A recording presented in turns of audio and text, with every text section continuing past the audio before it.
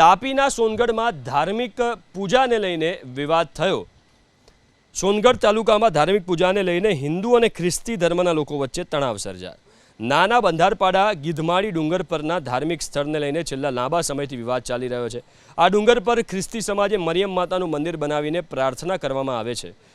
તાજેતરમાં જ ખ્રિસ્તી સમાજ તરફથી ભરાતો મેળો ન ભરાય તે માટે દેવ બિરસા સેનાએ આવેદનપત્ર પણ પાઠવ્યું હતું। દેવ બિરસા સેનાએ શિવરાત્રિના પર્વ નિમિત્તે માતા કણિક અંસારી હિજરી સાથે ગીધમાળી ડુંગર પર પૂજા કરવા જવાની પણ માંગ કરવામાં આવી।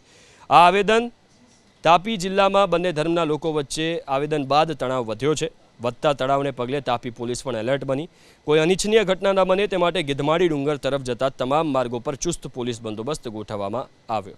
સાથે જ રસ્તા પરથી પસાર થતા લોકો અને વાહન ચાલકોની પણ સઘન પૂછપરછ કરવામાં આવી રહી છે।